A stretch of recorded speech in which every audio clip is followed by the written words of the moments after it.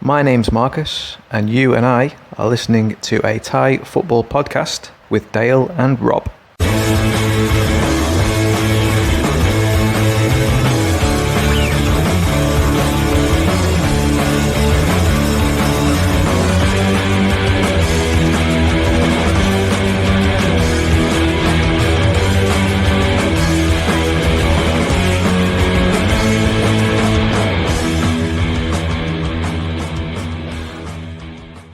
Hello and welcome along to the latest edition of a Thai football podcast with me, Dale Farrington. And me, Rob Bernard. What a weekend, Rob. Crazy, wasn't it? Where to start? Actually, that's a good question because I know exactly where to start. We're going to rewind a bit to the middle of the week, and Matt Jenkins, who's a Bangkok United fan, travelled to Singapore to watch his team win 2-1 against Lion City Sailors. We've got Matt's report now, so we'll have a listen to that and then comment on it afterwards, if that's all right with you. Perfect. Over to you, Matt. Thai Football Podcast. Match Reports. Welcome to the Jalan Besar Stadium here in Singapore, where at half-time it's Lion City Sailors 1, Bangkok United 0. A half of two halves, Bangkok starting very, very strong, looking good on possession and threatening the Lion City's goal on a couple of occasions, but with no end put. Bangkok United, in truth, are struggling to come to terms with this pitch, an AstroTurf pitch with a high bounce and fast speed off the surface, and the first touches and midfield are really not creating too much. Then, after 20 minutes, Lion City, with their first real attack on the game, went up the other end, and Diego Lopez bent a beautiful shot into the bottom left-hand corner, past Patty Watt in goal. It hadn't been coming, but you can kind of see with Bangkok United, there's always the chance we'll always let the other side in. After the goal went in, to be totally honest, it looked more likely that Lion City might get a second than Bangkok United bounced back. Hard working, lots of running, but no creativity and no end touch.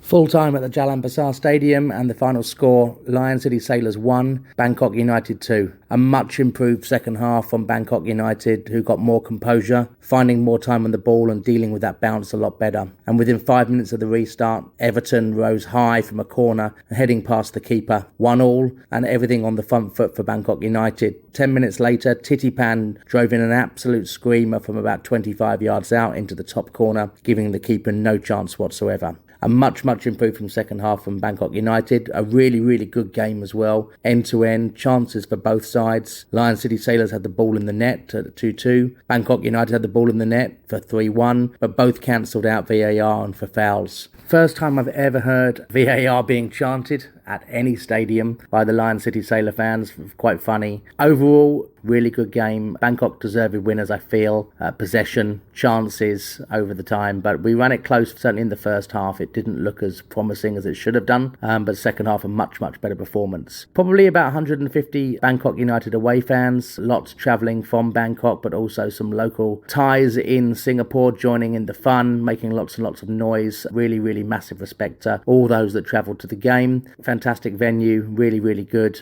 Thoroughly recommend it, and looking forward to the next game.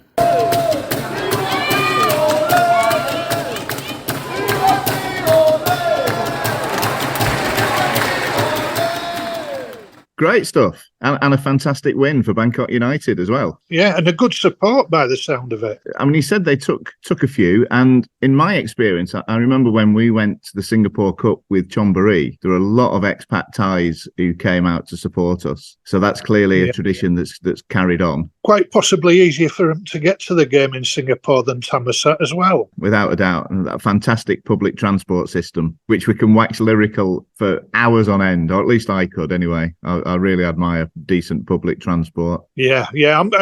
We can do a 2-hour special on public transport around Thailand, no problem. Right, we'll pencil that in for a future episode, I think. Back to the match, I think that was a great performance and a very good result. Promising starts. I think all the Thai teams started well. I mean, even though BG lost, there was a lot there to suggest that they're not going to struggle in that group. Really convincing stuff from Buriram. As you would expect, really. I think they're probably going to do very well this season. I think they could go a long way in this tournament. Yeah. Right, let's move on because we do have a lot to cover. As you said at the start, it's been a very eventful weekend. So we're going to start with a couple of match reports. The first one is Riza, the Ratchaburi fan who sends in a weekly report. Last week when they won 6-1, he sent in quite a lengthy summary of the game, and he even invited someone along to chat with him. This week they lost. Now, I think his report's probably a reflection of how he was feeling at full time. It's very short and very succinct. So let's give it a listen, and then we can comment on it afterwards. Thai Football Podcast. Match Reports. สวัสดีครับ Good evening from Utai Thani Stadium. Utai Thani win from a penalty after a long checking from the VAR. It seems a clear handball looking from the replay. But anyway, both teams play their best, but the result is 1-0 for the home side. Cheers. Now, there's a man who's just seen his team get beat. Oh, the ups and downs of football fans. It's been fascinating in general on Twitter this week. You just thought the world was going to end at Wong-Tong the other night until they scored. But that's football, isn't it? It brings out emotions in us all. I have to say, by the way, watching the highlights, doesn't the Utai Thani Stadium now look good with those ends? It does. And they were obviously listening to what you were saying the other week when you commented on some Upper Khan City. I didn't know I had that much influence. I think we said in an earlier episode, didn't we, that we are influencers. Don't do yourself down, Rob. No, fair comment. Now, this has literally just come in like a few seconds before we started recording because the match was played last night. It was very controversial, as most Thai games seem to be just lately. And Graeme, who won the book, he won a copy of Matt's Thai Football Tales last week, and he was at the game. He's a police terror fan, and he sent in this report, a very emotive report, and I'm going to read it out now as it came into me. So if you can bear with me, I'm going to read through what Graeme's written and then we can comment on it afterwards. Yeah. Now, I think some people are going to take umbrage at a few of the comments here, but that's okay. These are Graeme's opinions, so don't be getting on my back. I'm only the messenger here. So here we go. Police Terror 1, Buriram United 2. Thai Football Podcast. Match Reports. Buriram cheated again. The referees are so scared to make mistakes against them, it's like playing against 12 men. I've not seen any highlights or replays, but from where I was standing, we had a perfectly good goal chopped off and a very strong penalty shout not looked at. The goal, apparently the ref blew the whistle before we scored for absolutely nothing. The penalty, where was VAR? And then he's added a little bit afterwards. I think he's probably watched it again, and he's saying, so the referee shouldn't have blown his whistle so fast, and he should have let VAR check. I don't pretend to understand the VAR rules.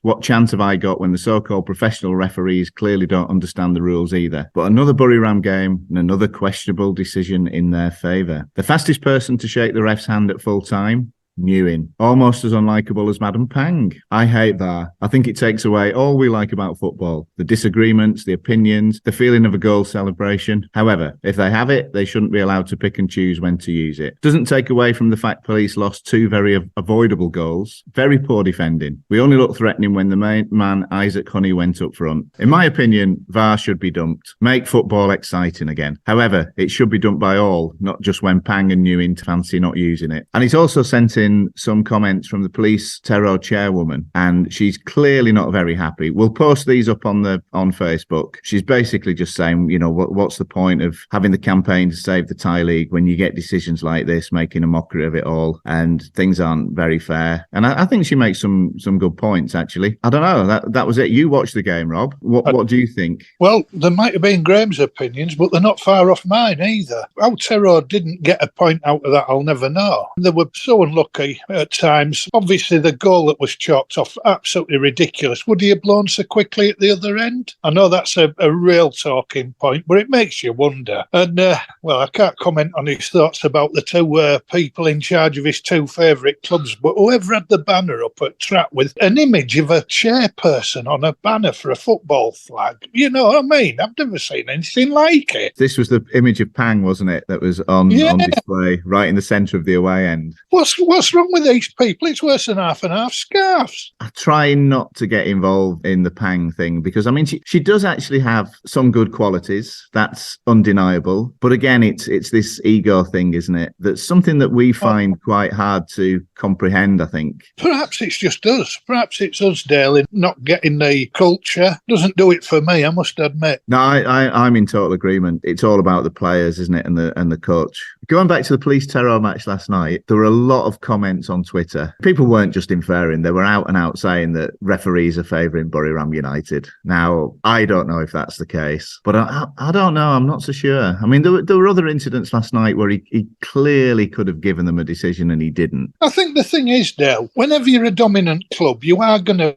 be involved in more decisions because you've got more, you know what I mean? You are going to create chances or defend better, and people naturally don't like winners dominating. I mean, in the past, and this isn't, Buriram, say what you like about Wongtong used to get plenty of decisions when they were a dominant force. Yeah, that could be the perception, couldn't it? And like you say, teams who are dominating will get the decisions because they tend to be more effective in areas that are going to hurt other teams. Exactly that. That's perfectly put. Right. Anyway, do you want to know what I was doing this weekend? Go on, Dale. What were you doing this weekend? I got to 2 games. I was very pleased with myself. So on Saturday, I went to watch Konkan Mordindeng. That was very entertaining. Decent crowd. Absolute mud bath of a pit, but a very pleasant way to spend a couple of hours on a Saturday afternoon. And then on Sunday, I went to the Konkan United Prachuapmat, which was one of the most bizarre, maddest games I think I've ever seen. Was it as crazy as the highlights looked? It was crazy. I don't think the highlights could do it justice. The whole match was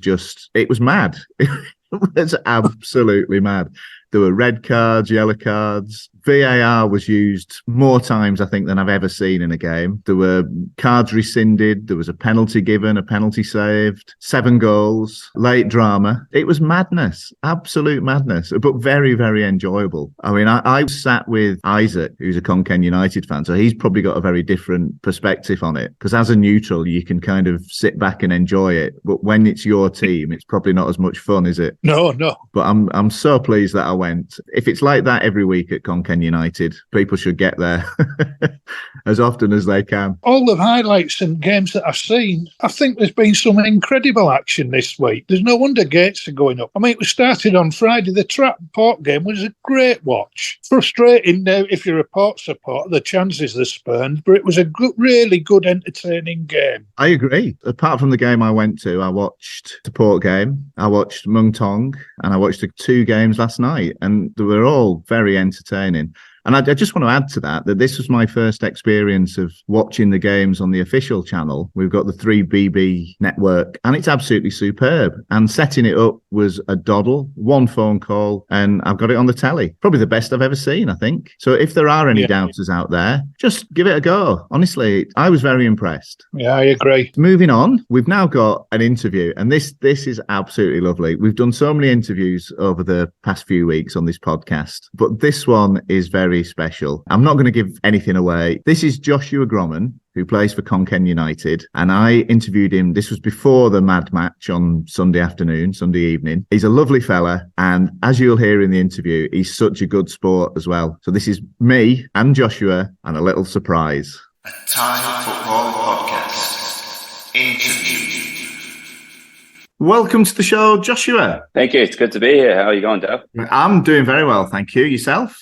Yeah, good, thanks. It's another beautiful Saturday here in Thailand, so can't complain. Thanks very much for agreeing to come on. We really appreciate it. I've got a little surprise for you lined up later, but to begin with, can I just ask you how you think your season's been going so far? So far, the team has been doing quite well, I believe, for the past, because I've been with Konkan now for the past 2 seasons. And at the beginning of each of the last 2 seasons, we started off quite shaky. This season, we've done quite well. First game, we drew against Buriram, we drew against Chonburi away, and obviously we drew against Ratchaburi. The latest game, we lost 2-0, but that was obviously a bit difficult because myself and my centre-back partner, Jong, who's also injured at the moment, couldn't play this game. So it was a bit difficult as we had to make a lot of changes in the back line. But apart from that, individually, I've had 2 games I had to miss because of injury. And then obviously the last game I had to get 22 stitches in my eyebrow. So that wasn't too fun. So I had to miss that game as well. But apart from that, all in all, I believe the team is doing quite well. So I'm happy with how we started the season compared to the last 2. It all sounds very promising. And your goalkeeper's been making the headlines as well. Some outstanding performances early on. Oh, mate, he's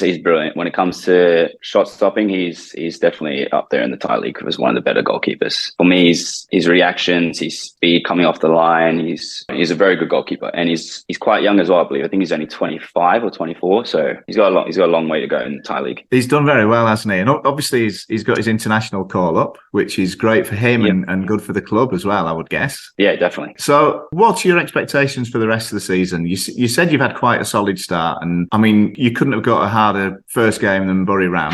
Definitely not. And I guess that gave you some sort of indication as to how you were going to go this season. So what do you expect from here on in? I know it's early days, I appreciate that, but if you could give us some idea of what you think is going to happen. Tough to say. I mean, usually most of the big teams do quite well in the beginning of the season, and then obviously Bury Ram, they stick towards doing well for the whole entire season, and then a few of the bigger teams slowly start to drop off. When it comes to Khon Kaen, the expectations for us to be middle of the table this season, at least to start to push more and more towards the higher end of the table. For me personally, I think we can do well when it comes to the bigger teams because we defend quite compact. So if we can just stick to game plan, what the coach says and everything, I think that we can meet our target for the year, mid-table towards top 7. And maybe a good cup run as well. Yeah, well, hopefully. I mean, I don't think we've done too well in the previous cups. So hopefully we do well this season with that. So you mentioned Bury Ram, and obviously you did play them first game and got a very creditable 0-0 draw. I've got a little bet on with my co-host Rob. Rob thinks they're going to run away with the title this season. I think it's going to be a lot closer. I'm putting you on the spot. I appreciate that, Joshua. But what do you think? Are Bury Ram United going to run away with it again? I think they've got a good chance at winning the league again, but I don't think they'll run away with it. I believe that BU and BG have done well with signings this season, especially BG, especially bringing back, obviously, everyone knows in Thailand, Chanatip. I think players like that, you know, BG's also got this number 11 who's been doing well in the Champions League so far for them. I think that the league won't be the same as last season where we run away. That's what I personally think. I think it'll be a lot closer. I think if it came down to top 3 teams in the end, I think BU could win it this season. It's going to be tighter, isn't it? I've been very impressed, actually, with the way certain teams have started the season. And the 3 teams who are in the AFC Champions League have all done well. And again, very good results in the week. BU won 2-1, didn't they, against the Singapore side, Lion City. Bury Ram won 4-1 against the Chinese side, I also believe, which is very good for the Thai league. I mean, it's good exposure for the league with the clubs winning against teams like that. Definitely. And I think it can only help, can't it? It's good exposure, and it's great to see when Thai clubs do well on the continental stage. Yes, definitely. That's for sure. It obviously puts the league on the map a bit more out there. Anyway, I mentioned at the start of our chat, I had a little surprise for you. Now, I've got a young man. He's 11 years old. His name is Prize. He's at school in Bangkok, and he's a massive football fan. And when he found out that you were coming on the podcast, he asked if he could ask you some questions. So if you're happy with that, I'm going to let him introduce himself, and then he's got a few questions that he wants to ask. So if you can be as honest and as straightforward as possible, he'd really appreciate that. Is that okay? No problem at all. Looking forward to answering the questions. Hello, Joshua. My name is Prize, and I'm the football editor for City Life magazines. I would like to ask you some questions. Who inspired you to play football? Who inspired me? That's a tough one. Definitely, I would have to say my old man, my father. He was a football player himself in Holland when he grew up. I don't think he was as good as I am. Just joking. But he definitely inspired me to play. Obviously, once I was about the age of 4, 5, he used to take me to the park, kick a football around. And obviously from then just fell in love with the game. And then took me to football matches myself to watch live matches, watch games on TV. And then fell in love with the game once I got more and more older and more into it. I think once I hit to the age of 7, 8, when it comes to a football player who inspired me, I would honestly say it was Vidic, the centre-back from Man United. I just loved how he was so passionate about the way he played, how aggressive he was, how he wanted to win everything. I just loved his passion. Who is your idol? I have 2 idols. My old man, my father, he's definitely my idol when it comes to anything in life. He's taught me a lot of things. But when it comes to my idol in football, I would definitely say, again, Vidic. I grew up watching him. I'm a Man United supporter. I've always been. Don't really want to be a Man United supporter at the moment, but can't pick and choose your teams once you already picked them, I guess. But yeah, my idol was Vidic. I just always loved how he played. And being a centre-back defender myself, I take notes on how he played, looked up to him. If you could swap shirts with anyone, who would it be? If it's in the Thai league, to swap shirts with anybody, probably would be, I'd say Hamilton, because he's a very difficult striker to mark, and I appreciate whenever I play against him how he plays. He's good in the air, he's strong, he's solid, and he's smart. And whenever you come up against a player like that, you always appreciate how they play and how they are. So I definitely want to swap a shirt with him one. But if it came to Premier League player or any other players in that bracket, probably be Ronaldo. I mean, everyone loves Cristiano Ronaldo, so definitely Ronaldo for me. How many trophies do you have? Trophies. I have won an AFC Cup when I played with Ceres Negros in the Philippines. I don't think I have too many trophies, to be honest, unless you're counting trophies when I go play bowling back in Australia. I'm pretty good at bowling. Apart from that, no, not too many trophies. I think I got maybe 1 or 2 trophies, if I'm being honest. But I'm hopefully wanting to win more. Never know. The season, Konkan, you never know. Something could happen. Why did you leave Loyola to go to Brisbane Roar NPL? Loyola was, at the time, a professional club in the Philippines. This was my first professional club when I was 18 years old. So it was a big move for me to go over to the Philippines to have a stepping stone into the professional environment. At the time, Brisbane Roar, NPL was the Brisbane Roar youth team. So I was a bit homesick. And obviously, I grew up in Brisbane. I grew up in the academy, like Queensland Academy. And the next step was Brisbane Roar professional team in the A-League. Like I said, I was homesick at the time. And that was a good opportunity also to go back home, play in the Brisbane Roar Academy, and obviously see what happens from there. So that was the decision for me to go back and play in the NPL, which isn't a professional league in Australia, but it's where the youth teams of like the A-League clubs participate in the NPL for development for the younger players. How do you feel being a footballer? I feel great. It's been a dream of mine since I was obviously a little kid. I can't complain at all. I wake up every day, get to do what I love. It's not as easy as it sounds. Obviously, you got to be always switched on. You got to make sure you put the right food in your body. You got to take care of your injuries. It's all part of, say, growing up. Also, you learn a lot playing football as a professional. You learn to grow up faster than I'd say others. As in, you got to take care of your body. You got to take care of a lot of things, mental state. But in the end of the day, I'm doing what I love. Football is great sport for anyone, and it's my career right now, so it's my life.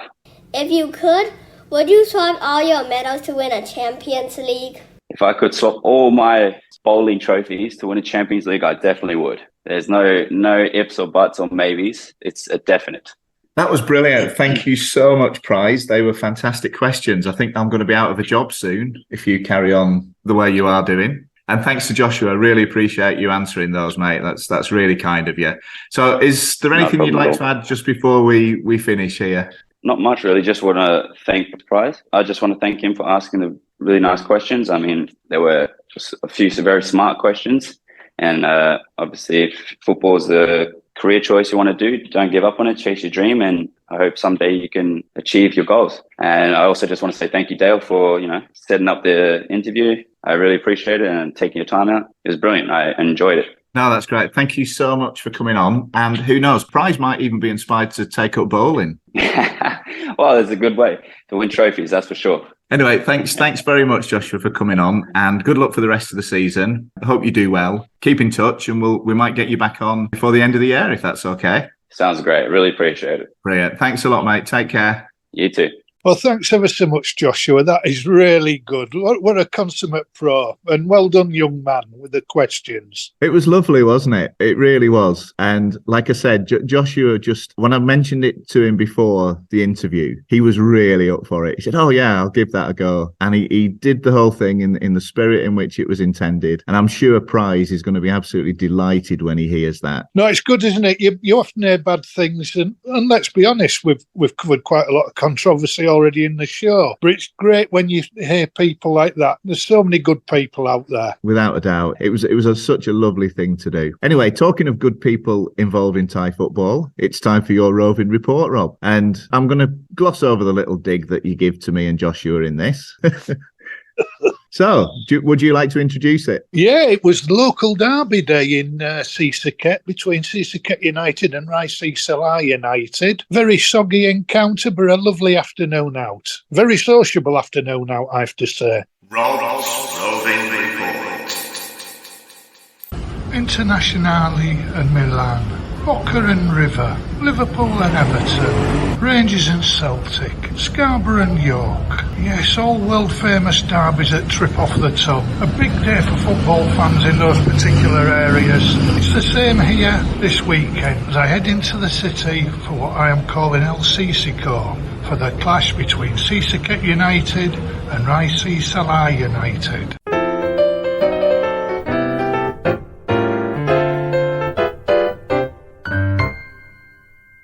So today's derby, how's it going to go? Well, a little bit of a form guide. Both sides got knocked out of the League Cup at the first attempt.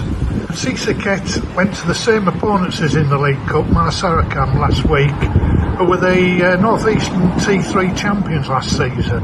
And Cisaket came away with a 0-0 draw. A very good result, I feel. And regular listeners will know that I covered the Riza Salah game against a very poor Serene Conchimol side who were beaten 4-1. Now, I'm by no means a great man for predictions, as many a bookie will tell you back home in the UK, but I'm going to go for 3-1 to Cisaket this afternoon.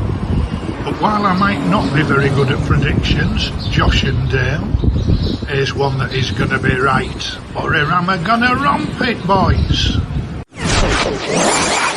There's one thing for sure, if the weather doesn't abate, whoever wins the local derby today is going to be singing in the rain. It is absolutely hammering down in downtown Cisaket. So here we are outside the stadium, and I'm not quite sure what happened to the fan zone today. I mean, it's still here in all its glory, but it's underwater somewhat. So I think it put pay to the attractions before the match. Still able to get plenty of food and drink outside here. 80 baht for a large Leo. Fantastic setup around the other side as well in the posh area. This is 20 baht cheap around this side, so no jokes about which county I originate from, thank you. But I came round here to see the build-up, really, and there's a decent crowd in. What I will say, I think we're going to see, for the first time since I moved up this way, an away section opened. And it's also nice, there's a local youth side called Jafam United, who supply a lot of players to the pro clubs up this way, and they're here in big evidence. I don't know whether the clubs have given them free tickets, but it's fantastic to see so many youngsters at a game. Up at enthusiasm, and they continue to come for years to come. I found some shelter on concrete so that my trainers don't take too much more damage. Something that's very interesting. Those of you who follow Thai football might know that Cisaket FC were thrown out of the league last year. A long-running dispute to do with the expulsion of Isan United many years ago. Anyway, Cisaket United now use the old Cisaket FC team bus.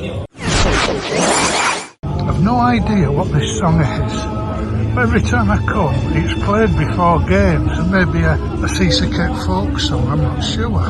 Yeah, sure enough, the away end is open. Not many in there just now, but as in tradition, old Thai grounds, everyone waits downstairs because there's no facilities inside the actual stadium. You buy your food and drinks outside from vendors, get your ticket, come inside. You want any more refreshments, you go back outside again. As I say, this is the open side, the torch side as I call it, and this side is 40 baht. The side opposite with the cover is 60 baht. This being the older of the two stadiums in Cisaket, the tower in the distance near the away end, and beyond that is where Riza Salah United play.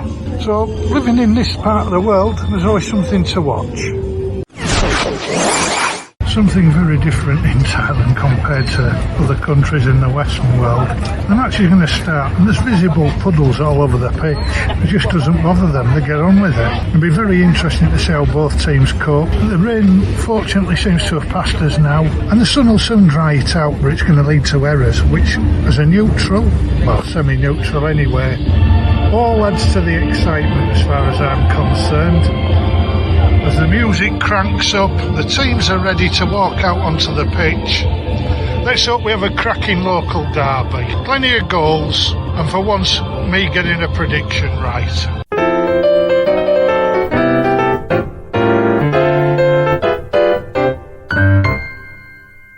Well, we're halfway through the first half, Dale, and there's a chance now for United.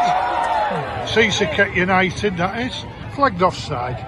I have to say, pitch is hazardous. Both teams are giving it everything. And I'm trying to work out which farm the forward two for Seasicket United have escaped from. Danilo and his partner Damien, huge beasts of men, and they can play.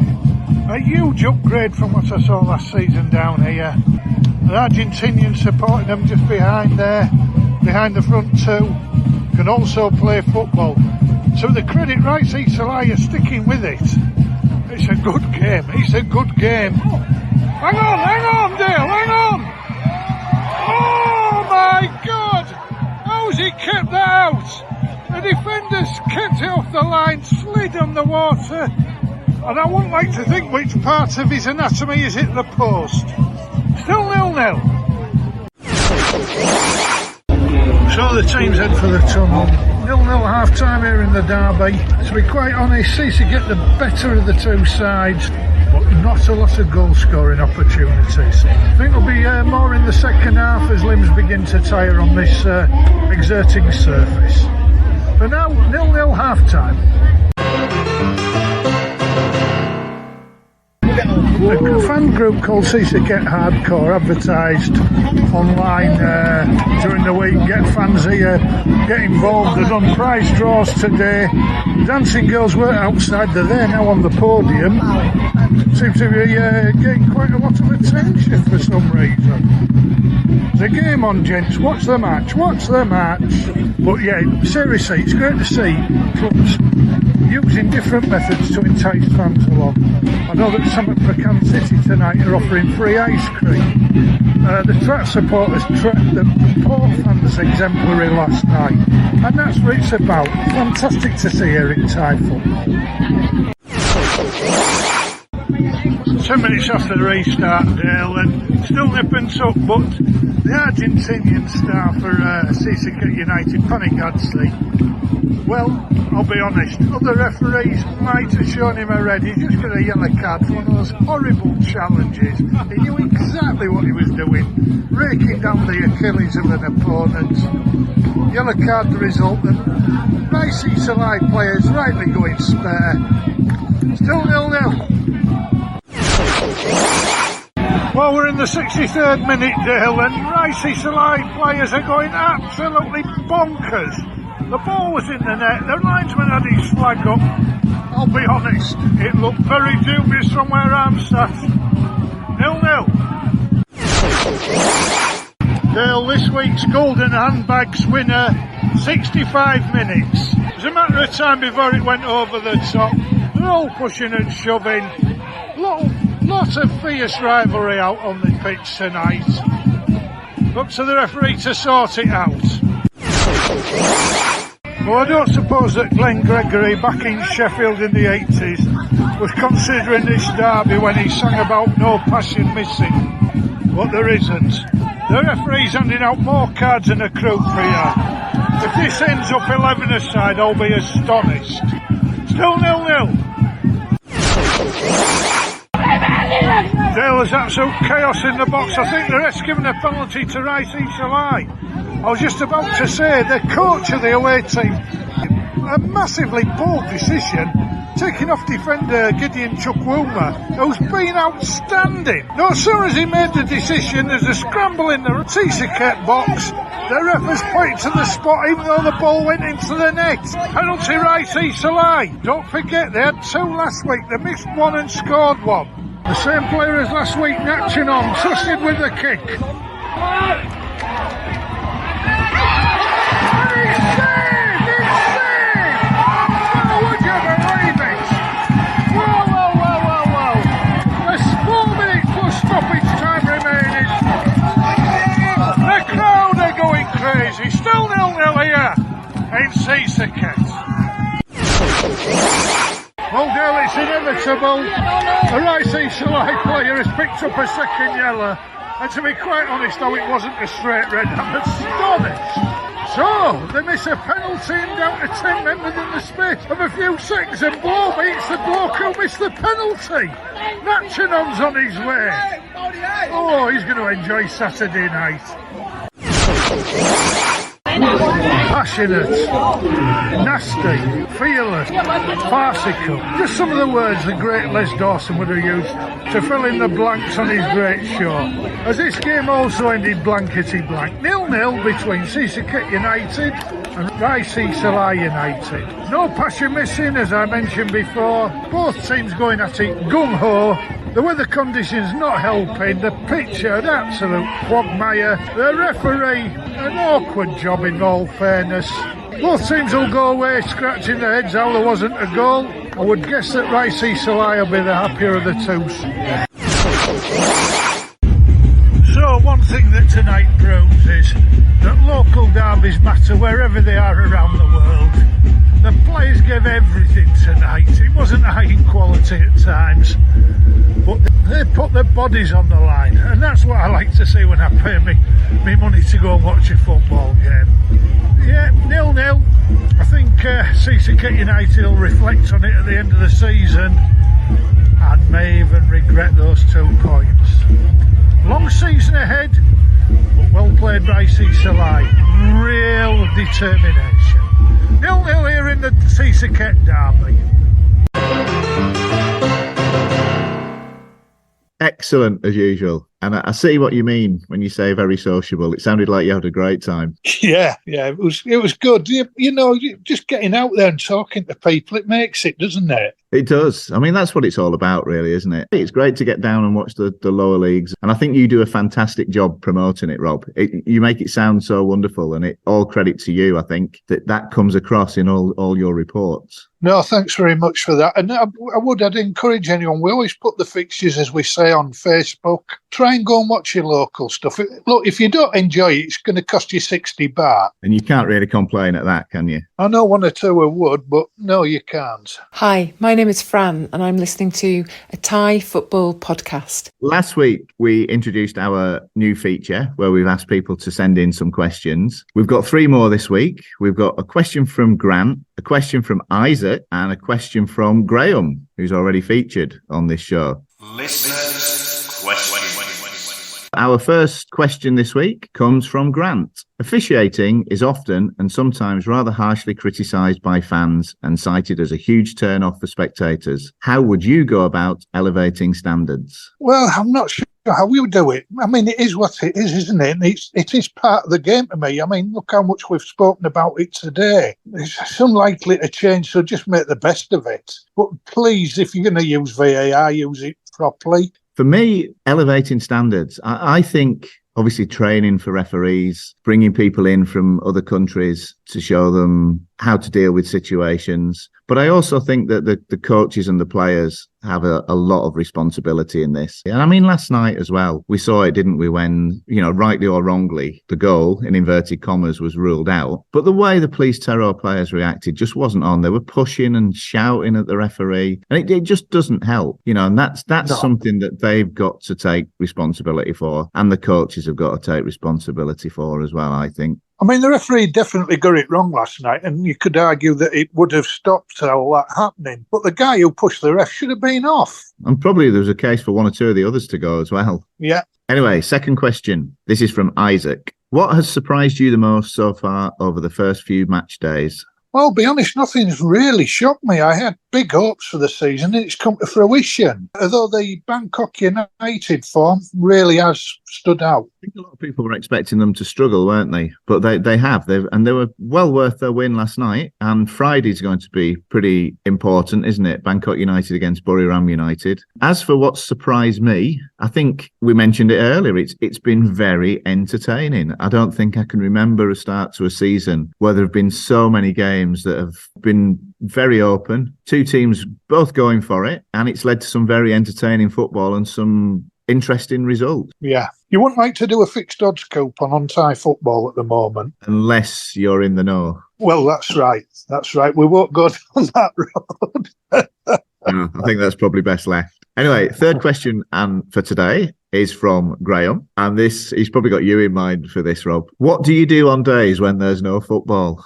There's no such days. Get on the internet, find out where there is something, go and watch your local stuff. For me, I have to admit there are days when there is no football. I work mainly so obviously working full time. But for leisure, I'm guessing he means for leisure activities. One of the good things about being back in England is that I've been able to get to so many gigs. Football and music were the two big things when I was growing up. Going to a football match, going to a gig, sometimes combining the two. And I've been able to do that again. So when there's no football, I'm usually at a gig. And that's the best way to spend non-football days, I think. Yeah, if I can't find anything, I'd relax out here in the countryside up in this. I'm just enjoying life. Boring people on Twitter. That's a great way to spend your time. I'm surprised neither of us mentioned cricket as well there, Rob. That's about done for the sub now. There you go. Thanks for your questions, guys. There'll be more of those next week. And that's pretty much it. I think that's a wrap on episode 14. And what a fantastic one it's been. Thanks to Joshua. Thanks to Graeme and Riza for sending in your reports. Thanks to Grant and Isaac for your questions, and Graeme again for his question. And